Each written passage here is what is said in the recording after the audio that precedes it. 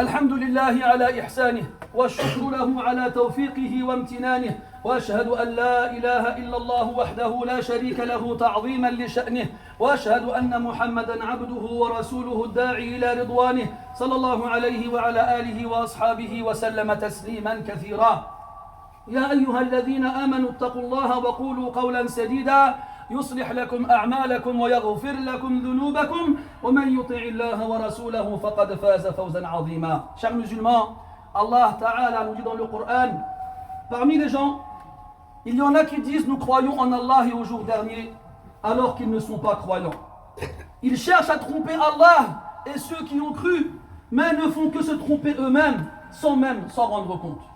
Dans ces deux versets, mes frères, Allah Subhanahu wa Ta'ala nous informe qu'il y a parmi ceux qui s'affilient aux croyants un groupe qui disent avec leur bouche et qui disent avec leur langue ce qu'ils n'ont pas dans leur cœur et qui montrent à l'extérieur d'eux-mêmes ce qu'ils n'ont pas à l'intérieur d'eux-mêmes.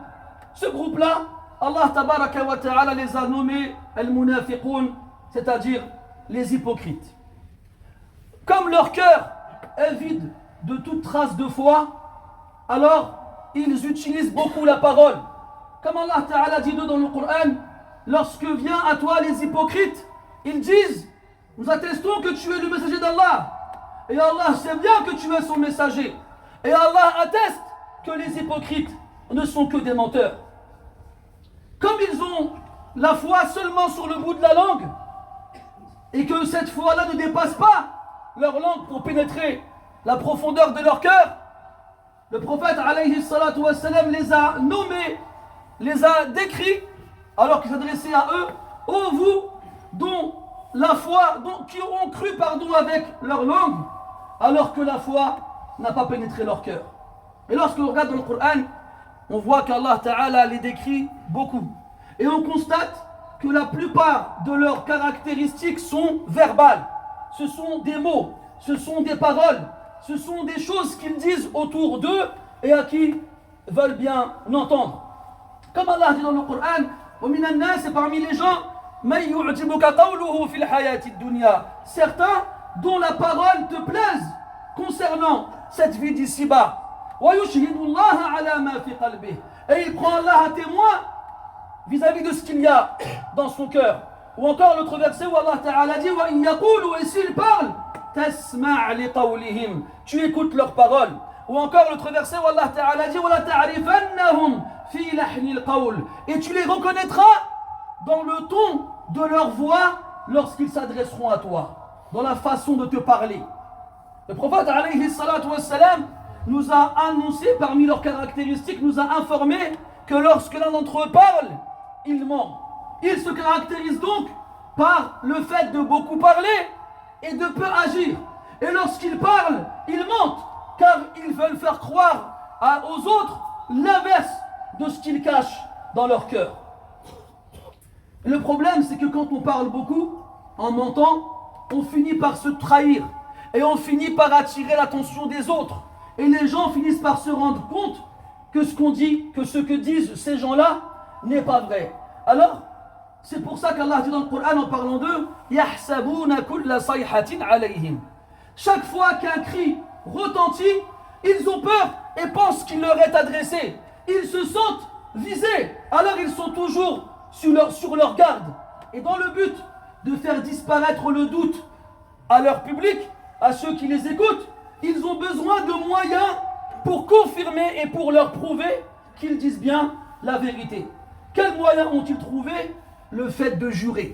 Ils ne cessent de jurer à longueur de temps pour convaincre et pour prouver aux autres qu'ils disent la vérité, vu qu'ils n'ont aucun autre moyen de prouver qu'ils sont véridiques. Et on trouve dans le Coran de nombreux versets dans lesquels Allah Ta'ala rapporte leurs paroles, et ces paroles-là sont très souvent précédées par le fait de jurer. Comme quand Allah Ta'ala dit ثُمَّ جَاءُوكَ يَحْلِفُونَ بِاللَّهِ. Puis ils viennent à toi en jurant par Allah, إِنْ أَرَدْنَا إِلَّا إِحْسَانًا وَتَوْفِيقًا. Nous ne voulons que la bienfaisance et la réussite. Ou l'autre verset où Allah Ta'ala dit وَلَا يَحْلِفُنَّ إِنْ أَرَدْنَا إِلَّا الْحُسْنَى. Et ils jurent certainement, nous ne voulons que la meilleure des choses et les bonnes choses. Ou encore l'autre verset où Allah dit d'eux, يَحْلِفُونَ بِاللَّهِ لِيُرْضُوكُمْ. Ils jurent par Allah pour vous satisfaire. Ou encore وَيَحْلِفُونَ بِاللَّهِ إِنَّهُمْ لَمِنْكُمْ. Et ils vous jurent par Allah qu'ils font partie des vôtres. Et comme ils s'habituent à jurer et qu'ils passent leur temps à jurer, ça devient chez eux monnaie courante. Au point où, le jour de la résurrection, lorsqu'Allah tabaraka wa ta'ala les jugera, ils lui jureront, comme ils ont juré aux êtres humains ici-bas, en pensant avoir raison, en oubliant qu'Allah ta'ala connaît le fond de leurs pensées et la réalité de leur cœur. Comme Allah dit dans le verset, يَوْمَ يَبْعَثُهُمُ اللَّهُ جَمِيعًا. Le jour où Allah les ressuscitera tous, فَيَحْلِفُونَ لَهُ كَمَا يَحْلِفُونَ لَكُمْ. Ils lui jureront comme ils vous juraient. وَيَحْسَبُونَ أَنَّهُمْ عَلَى شَيْءٍ. Et ils pensent reposer sur quelque chose. أَلَا إِنَّهُمْ هُمُ الْكَاذِبُونَ. En vrai, ce sont eux les menteurs. Ils ne cessent de jurer parce que c'est le seul moyen qui leur reste pour convaincre ceux à qui ils s'adressent ou pour se protéger des accusations qui leur sont adressées. Comme Allah dit dans le Coran, اتخذوا أيمانهم جنة. Ils ont fait de leur serment des boucliers pour se protéger des autres. فصدوا عن سبيله. Et ils se sont obstrués, ils ont obstrué le droit chemin, le chemin d'Allah subhanahu wa ta'ala. Ala sa innahum sa'a ma kanu ya'malun. Qu'est-ce qu'ils ont mal agi. Et comme la parole est le seul moyen de l'hypocrite pour toucher un public et pour les convaincre, eh bien, l'hypocrite, pour prouver aux gens qu'il veut le bien, il parle, il s'exprime. Et plus l'hypocrite est éloquent, plus l'hypocrite maîtrise la langue et sait s'exprimer, et il arrive à ensorceler les gens avec son discours. Le prophète a dit dans un hadith sallallahu alayhi wa sallam, Inna min al-bayan ila sihra. Il y a dans l'éloquence de la sorcellerie.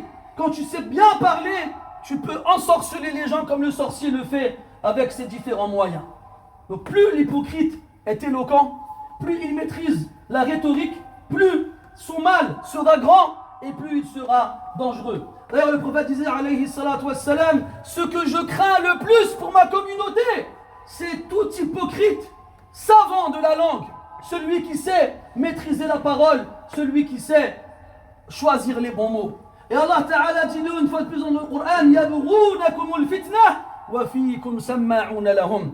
Ils cherchent à semer la discorde entre vous et parmi vous, parmi les croyants sincères, il y en a qui les écoutent. Wa fiikum samma'una lahum, qui les écoutent beaucoup. Chers musulmans, sachez que les hypocrites à travers le temps ont une habitude connue qui se répète.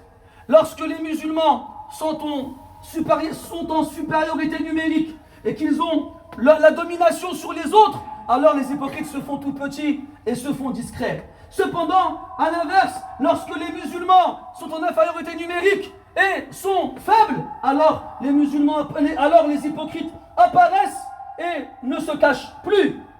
Et je pense, wallahu ta'ala a'lam, que l'histoire n'a pas témoigné à travers les siècles une époque dans laquelle les musulmans étaient aussi faibles que celle dans laquelle nous vivons aujourd'hui, malgré notre nombre. C'est pour cela, mes frères, qu'aujourd'hui, les hypocrites sont partout. Ils sont dans les chaînes de télévision, ils sont sur les sites internet, ils sont sur les réseaux sociaux, et pire que ça encore, des fois, ils sont sur les mosquées. Ils sont dans les mosquées. Qu'est-ce qu'ils font? Ils crachent leur venin dans les rangs des musulmans. Et ils se servent du Coran pour les convaincre. Ils se servent du Coran d'une façon que jamais personne auparavant n'avait utilisée. D'ailleurs, Omar ibn Khattab radiyallahu anhu a dit que parmi les moyens de détruire l'islam, un hypocrite qui débat avec le Coran. Ne vous fiez pas à la façon de débattre ou à la présence de versets de Coran dans l'argumentation. Ce qui compte, ce n'est pas la présence du verset, mais c'est la façon de l'utiliser. Est-ce qu'il a bien été compris?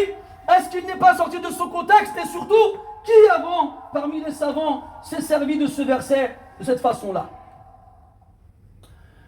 Hudayfa ibn al-Yaman radiyallahu anhu disait une chose extraordinaire. Hudayfa, un compagnon du prophète sallallahu alayhi wa sallam, après la mort du prophète, il disait aux gens, les hypocrites aujourd'hui, quand il dit aujourd'hui, il parle de l'époque après la mort du prophète alayhi salatu wa sallam. Les hypocrites aujourd'hui sont pires que les hypocrites à l'époque du prophète alayhi salatu wassalam. Comment cela? Parce que les hypocrites à l'époque du prophète alayhi salatu wassalam se cachaient, alors qu'aujourd'hui ils se montrent et ils ne se cachent même plus. Qu'Allah fasse miséricorde à Hudayfa radiyallahu anhu. Qu'est-ce qu'il aurait dit alors s'il avait vécu notre époque?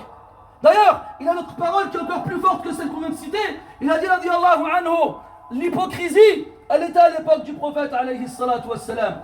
Aujourd'hui, il n'y a plus d'hypocrisie. Aujourd'hui, c'est la mécréance après avoir eu la foi.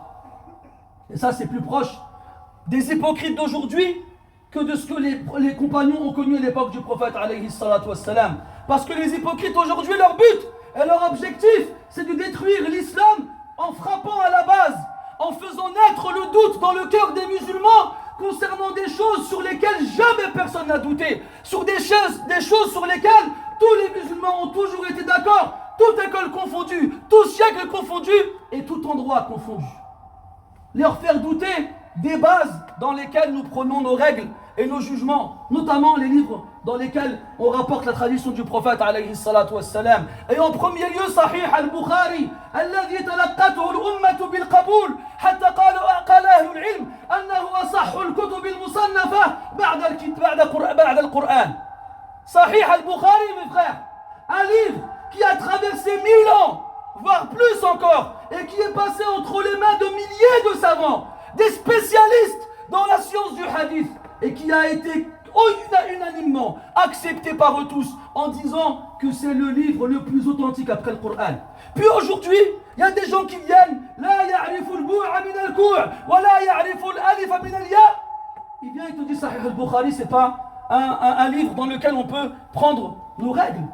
Leur but, mes frères, c'est de détruire l'islam, ni plus ni moins, en enlevant la sunna des musulmans et en se servant du Coran comme eux le veulent pour faire croire aux gens comment l'islam est selon leur passion et selon leur ignorance.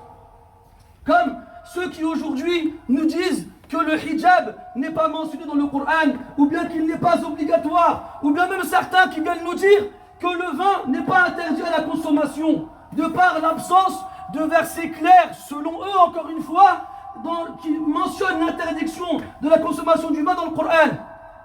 Mes frères, est-ce que vous savez c'est quoi le ijma'? Le ijma', c'est le consensus. C'est quand toute la communauté est d'accord sur une chose. وفي الحديث لا تجتمع هذه الأمة على ضلالة. Et dans le hadith, cette communauté ne peut pas être unanimement d'accord sur un égarement, c'est pas possible. Allah dit dans le Coran وَمَنْ يُشَاقِقِ الرَّسُولَ مِنْ بَعْدِ مَا تَبَيَّنَ لَهُ الْهُدَى وَيَتَّبِعْ غَيْرَ سَبِيلِ الْمُؤْمِنِينَ هَذَا سَبِيلُ الْمُؤْمِنِينَ.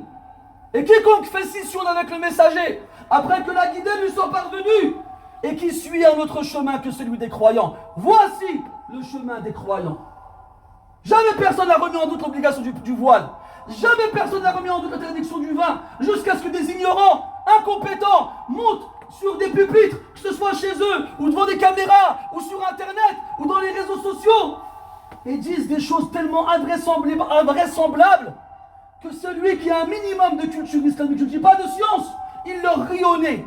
Mais le problème, c'est qu'ils vivent à une époque où les gens sont tellement ignorants que ce genre de discours machiavélique trouve un public et trouve un auditoire. Donc craignez Allah, mes frères, et faites attention à votre religion. Et sachez que le prophète sallallahu alayhi wa sallam dit dans un hadith, il y aura à la fin des temps dans ma communauté des gens qui vous diront des choses que vous n'aurez jamais entendues, ni vous, ni vos ancêtres. Prenez garde à eux.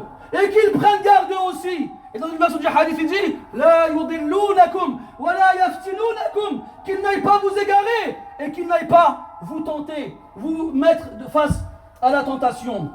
Wallah, il faut faire attention aux hypocrites. Ils sont toujours là. Ne croyez pas qu'ils ne sont pas là. Ils sont encore plus présents aujourd'hui. Et Allah a dit dans le Coran Humul adou, ce sont eux l'ennemi. Pourquoi? Parce qu'ils sont dans les rangs des musulmans. Et parce qu'ils se cachent. Et parce qu'ils essayent de se faire accepter des autres. Alors ils sont encore moins faciles à discerner que des ennemis apparents dont le mal est visible.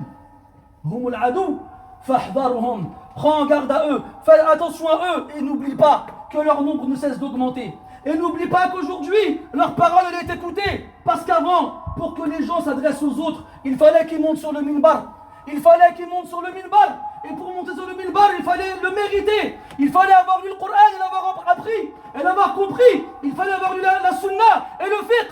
Ce n'était pas réservé à n'importe qui. Et les gens avant, ils prenaient leur science des imams dans les mosquées. Aujourd'hui, n'importe qui, il allume son téléphone, dans sa voiture, dans sa maison, dehors dans la rue, et il dit, moi j'ai compris, moi je sais, moi je vais vous dire. Et après, il met ça sur les réseaux sociaux. Et après, les gens, ils like. Et après, les gens, ils partagent. Et après, les gens disent quoi? Ah, lui, il parle bien. Ah, lui, il dit des choses intéressantes. Tu m'étonnes. Ça t'arrange, toi, que le hijab ne soit pas obligatoire. Ça t'arrange, toi, que l'alcool ne soit pas interdit. Ça t'arrange, toi, qu'il n'y ait plus rien à prendre dans la sunna, si ce n'est le Coran, comme vous voulez le comprendre. Ça vous arrange. Alors vous partagez, vous transmettez des inconnus, des ignorants. Et vous devrez répondre au jour de la résurrection d'avoir fait une chose pareille. Vous aurez une responsabilité devant Allah subhanahu wa ta'ala d'avoir transmis des bêtises et d'avoir mis les gens dans l'erreur et dans l'égarement. Et pour finir, faites attention à votre religion, c'est votre chair, c'est votre sang. Comme vous protégez votre corps de tout mal physique, protégez votre religion de toutes ces ambiguïtés-là. Et sachez que le meilleur moyen de se protéger, c'est de s'instruire dans sa religion et de prendre comme compagnie les meilleurs des gens, les plus vertueux, les plus pieux. Le prophète dit sallallahu alayhi wa sallam, il y a deux caractéristiques qui ne se réuniront jamais chez un hypocrite. Deux caractéristiques qu'on ne trouvera jamais chez un hypocrite. Husnu samtin, c'est-à-dire une bonne, une bonne réputation. Quelqu'un qui est connu pour faire le bien, pour dire le bien, pour avoir un bon comportement, pour appliquer ce qu'il apprend, pour enseigner le bien. Husnu samtin wa la fiqhun fi ddin. Et de la science dans sa religion. Quelqu'un qui a des sciences dans sa religion et qui a une bonne réputation auprès des gens parce qu'il met en pratique ce qu'il a appris, ces deux choses-là le mettent à l'abri de l'hypocrisie. نسأل الله سبحانه وتعالى أن يعيذنا من الشقاق والنفاق ومن سوء الأخلاق. اللهم إنا نعوذ بك من الشرك والرياء والنفاق يا رب العالمين. اللهم يا حي يا قيوم نسألك الإخلاص في القول والعمل. اللهم وفقنا لما فيه رضاك. اللهم اهدنا لأحسن الأقوال والأعمال لا يهدي لأحسنها إلا أنت واصرف عنا سيئها لا يصرف عنا سيئها إلا أنت. اللهم فقهنا في الدين. اللهم فقهنا في الدين. اللهم فقهنا في الدين وعلمنا ما ينفعنا وانفعنا بما علمتنا واجعل ما تعلمناه خالصا لوجهك الكريم واجعله حجة لنا لا علينا. اللهم إنا نعوذ بك من علم لا ينفع ومن قلب لا يخشع ومن عين لا تدمع ومن دعاء لا يسمع. اللهم أصلح أحوال المسلمين في كل مكان. اللهم جنبهم الفتن ما ظهر منها وما بطن واجعلهم شاكرين لنعمك مثنين بها عليك قائميها وأتمها عليهم برحمتك يا أرحم الراحمين. اللهم أعذنا من مضلات الفتن. اللهم أعذنا من مضلات الفتن. اللهم أعذ هذه الأمة من المنافقين ومن شرهم يا رب العالمين. ربنا آتنا في الدنيا حسنة وفي الآخرة حسنة وقنا عذاب النار. ربنا لا تزغ قلوبنا بعد إذ هديتنا وهب لنا من لدنك رحمة إنك أنت الوهاب. يا مقلب القلوب ثبت قلوبنا على دينك. يا مصرف القلوب صرف قلوبنا على طاعتك. وصل اللهم وسلم على عبدك ورسولك محمد وعلى آله وأصحابه أجمعين والحمد لله رب العالمين. وقوموا إلى صلاتكم رحمكم الله.